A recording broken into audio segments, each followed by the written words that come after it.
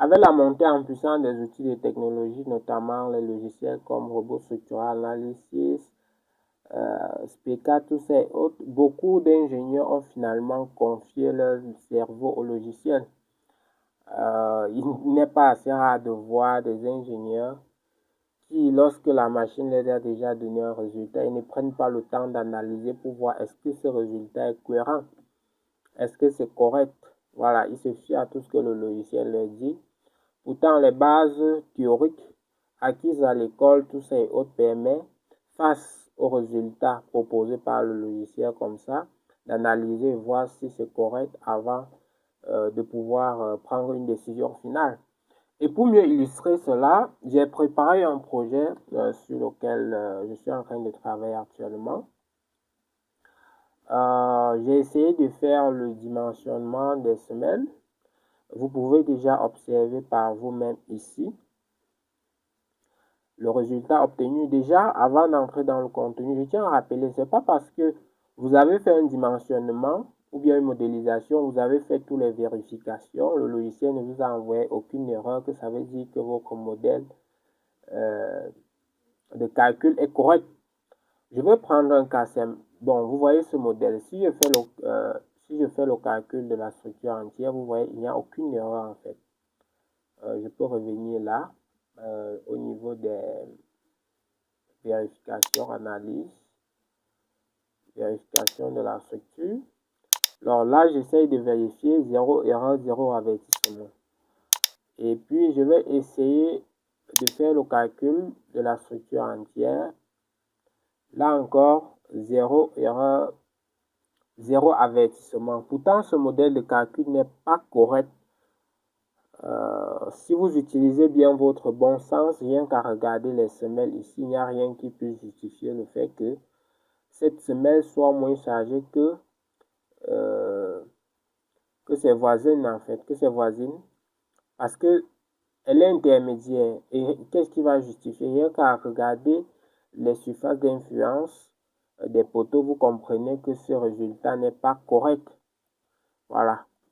Et je pense que c'est ce qui peut justifier le fait que cette semelle soit déjà trop chargée. Donc, si je viens en 2D là, vous avez, on a une semelle de 2,80, une semelle de 2,70 et une semelle de 2,80 ici. 1,80. Là, c'est pas correct. À prime abord, je sais déjà qu'il y a quelque chose qui ne fonctionne pas. Le problème maintenant, c'est à quel niveau en fait il y a le souci. Qu'est-ce qui ne fonctionne pas? Il faut analyser, essayer de comprendre. Donc, on va revenir sur notre modèle analytique ici. Donc, je vais attribuer. Dans attribut, je vais essayer d'afficher dans charge.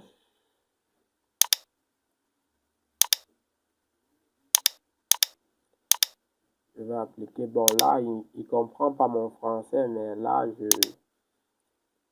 vais ajouter un élément juste pour biaiser le calcul et puis en fait.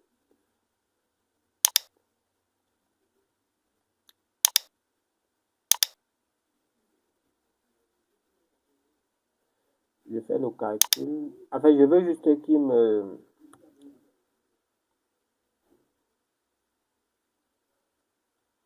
présente les zones d'influence. Patati patata, c'est dû à ça en fait. En réalité, il n'y a aucune erreur. Nous tous, on a vu tout à l'heure qu'il n'y avait aucune erreur. Sauf que j'ai envie d'avoir les zones d'influence de la dalle. Donc, si je recalcule,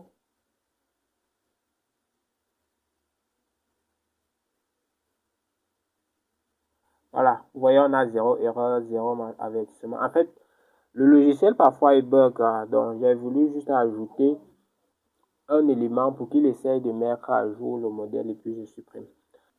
Donc là, si on essaye d'analyser déjà rien que les surfaces d'influence, vous voyez qu'il y a quelque chose déjà de biaisé ici. Normalement, cette dalle devait être dirigée dans cette direction. Il est hors de question que vous ayez un panneau de pratiquement 7 mètres et vous dites vouloir dimensionner avec des nervures et vous orientez les nervures suivant le sens de 7 mètres. Ça, c'est biaisé. Et c'est une erreur, ça peut se comprendre. Ça se justifie par le simple fait, voilà, que vous n'avez pas respecté l'ordre de tracé des dalles. Voilà, parce que cela obéit à un ordre. Donc, on va simplement supprimer. On va supprimer. On va revenir ici sur panneau.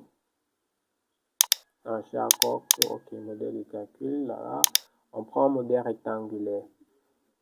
Donc, lorsque on souhaite orienter les nervures dans le sens de la plus petite portée, on doit commencer le vecteur de départ, en fait, doit être dirigé vers la petite largeur. Ok, donc, je trace là. Et puis, je vais venir fermer là. Voilà, avant de continuer, si on recalcule, je recalcule juste pour qu'il nous représente, la surface d'influence. Voilà, vous voyez donc que la surface d'influence qui est prise en compte actuellement est bel et bien correcte. Ok, ça c'est déjà la première erreur qui devrait être corrigée. Ensuite, c'est pas tout parce que voilà, rien qu'avec ça, j'ai pas d'erreur, mais après calcul, j'ai toujours une semelle de 70. Ça veut dire qu'il y a un autre problème. Alors, c'est où le problème déjà? Alors, on va essayer d'analyser chaque nœud. Donc, j'active les nœuds.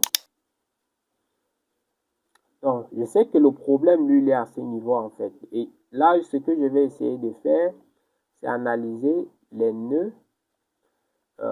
Les charges, là, ça me dérange. Donc, on va désactiver ça. Attribut, charge, symbole, ok. Donc, voilà. Là, c'est plus correct pour moi et ça me permet de travailler plus simplement. Donc, déjà, vous devez comprendre que Robot Structural Analysis travaille avec ce qu'on appelle la méthode des éléments finis. C'est une méthode de résolution des problèmes qui consiste à prendre un gros problème, le subdiviser en petits problèmes et puis les résoudre de façon que, comment dirais-je, les résoudre à petite échelle et puis assembler le tout à la fin pour avoir un résultat général. C'est ça en fait. C'est pour ça qu'une poutre est considérée comme une barre qui a deux nœuds. Voilà, lorsque vous comprenez ça, il sera difficile pour vous d'être confronté à autant de difficultés. Voilà, déjà, vous voyez cette barre, elle a été dessinée de façon continue, ce qui ne favorise pas déjà la distribution, une bonne distribution des charges. Sorry, Amberly, please. Amberly.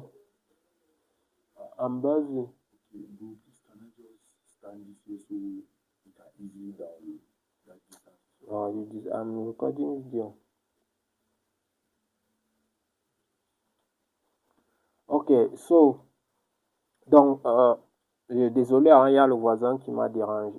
J'ai là.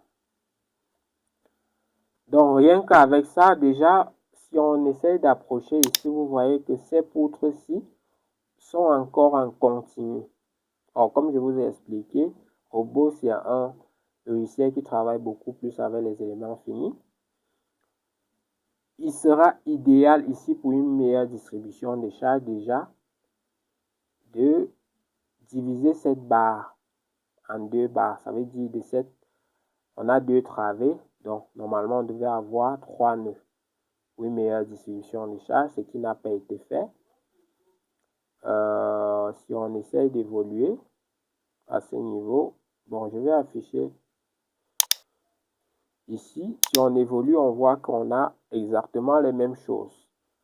Donc, ça, c'est déjà un point qui vient biaiser le calcul. La première des choses à faire sera de gérer l'intersection des barres. Là, là, là, là. On va venir ici sur édition, on va faire corriger. Voilà, corriger et puis on fait intersection. On applique. Voilà, intersection également. Avec cette barre. Donc, appliquer. Voilà. Autre chose, c'est que voilà, ici, lorsqu'on essaye de rapprocher, on voit qu'il y a deux nœuds. Donc, je vais prendre le modèle. Donc, lorsqu'on essaye de rapprocher ici, on voit qu'il y a deux nœuds. Ça, c'est un problème d'instabilité déjà. Quoique le logiciel n'est pas reconnu. Maintenant, pour aller plus loin, si on observe le modèle de calcul, vous voyez déjà ici, il y a deux nœuds très proches. Et c'est ça qui justifie d'ailleurs le fait que toutes les charges ont été renvoyées à ce niveau. Parce que normalement, on devait avoir seulement un nœud ici. Vous voyez, mais pour les petites imperfections géométriques, le logiciel a généré deux nœuds ici. Et si j'active ça pour que mieux vous compreniez, donc ici on a deux nœuds. Ça veut dire en fait que cette poutre travaille un peu comme un porte-à-faux. Hein. Voilà. Et c'est ça qui justifie le fait que toutes les charges soient renvoyées uniquement à cette semelle. Il faut donc corriger cela. Pareil ici haut en fait. Donc je vais revenir au modèle. Vous voyez, là on a deux nœuds distants. Rien ne justifie la présence de ces deux nœuds là.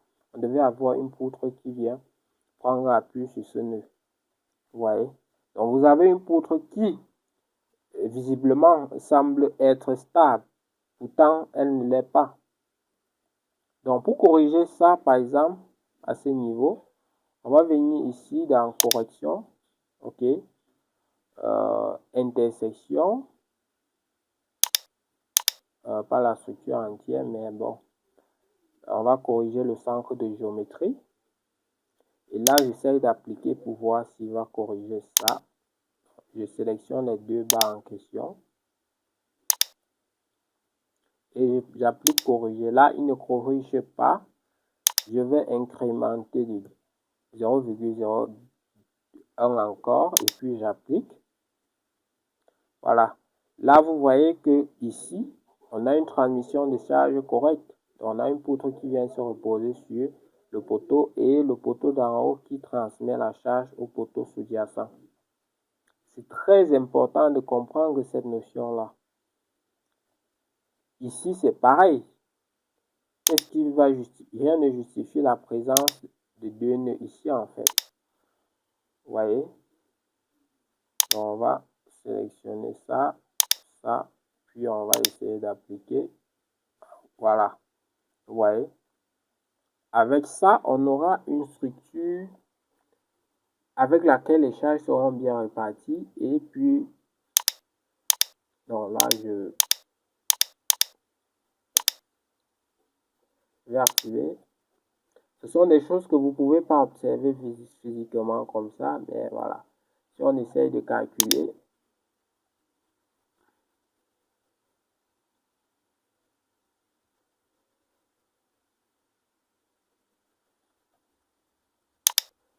là on a un avertissement.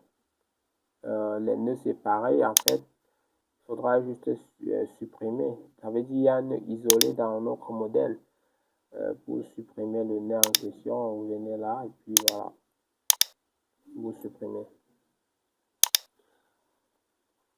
Et puis je vais calculer, on verra. Mais déjà, ça c'est juste un peu pour vous montrer. Voilà, vous voyez, là on n'a plus d'erreur.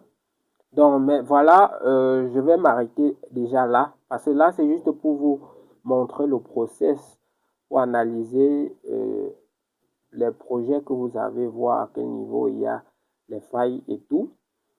Sinon, ce sont des erreurs que j'ai déjà corrigées en fait. J'ai voulu juste partager avec vous. Je résume en fait. Ce problème est dû au fait simplement que voilà, les charges n'arrivent pas à ce niveau. Et ce problème, généralement, est dû au fait que Vous avez dessiné les poutres de façon, vous avez modélisé les poutres de façon continue, ça c'était un. Donc il faut toujours faire des intersections des barres pour une meilleure transmission de charge et faire des corrections de modèle au besoin lorsque vous détectez qu'il y a une mauvaise distribution des charges. Et aussi veiller à respecter le sens de portée des éléments de structure. Sinon, voici le modèle déjà corrigé. Donc, on était où là? Voilà, on était ici. Je vais réduire les deux modèles pour que vous voyez. Donc là, vous avez les deux modèles. Ça, c'est le modèle qui avait les erreurs. Et vous verrez donc que cette semelle, on est passé de cette semelle à cette semelle. Donc, une semelle qui normalement devait être de 180, je m'étais retrouvé avec 120. Et vous verrez donc que la section de la semelle qui initialement était surchargée a été réduite. Simplement parce que le modèle de calcul a été corrigé et donc les charges sont désormais mieux distribuées. Vous pouvez observer ici la distribution des charges qui est correcte cette fois-ci. OK. Donc, c'est très important en tant qu'ingénieur, non pas simplement à se fier à ce que le logiciel nous propose, mais d'utiliser le bon sens pour détecter les éventuelles erreurs possibles. Donc, vous verrez là, ici, qu'on est passé d'une semelle de 70 à une semelle de, j'ai envie de mesurer, ici. J'ai pas voulu zoomer, hein. Mais cette semelle, attendez que je fasse la cotation de façon correcte.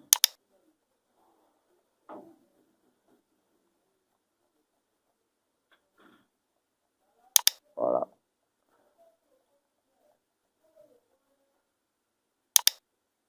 Voilà. Vous voyez une semelle normalement qui faisait une semelle qui faisait 1,90 m. Simplement parce que les charges n'ont pas été bien distribuées, on s'est retrouvé avec 0,70. Donc, vous comprenez que si j'avais confié mon cerveau au logiciel, je n'aurais pas fait cette remarque. Donc, c'est très important pour vous de toujours analyser les résultats que le logiciel vous propose avant de prendre les décisions finales. Voilà. Donc, ici, on était, je crois, sur 2,70. Hein. On était sur 2,70. Voilà. Je crois, actuellement, on a un truc comme 2,30. Ce qui n'est pas mal.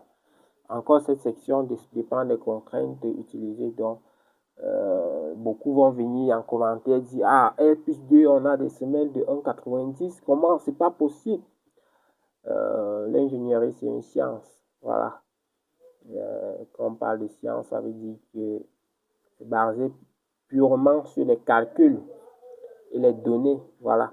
Sur ce, je vous dis à très bientôt. Prenez soin de vous. C'était un plaisir pour moi de partager ces quelques points avec vous. Sur ce, je vous dis à très bientôt. Prenez soin de vous. Ciao.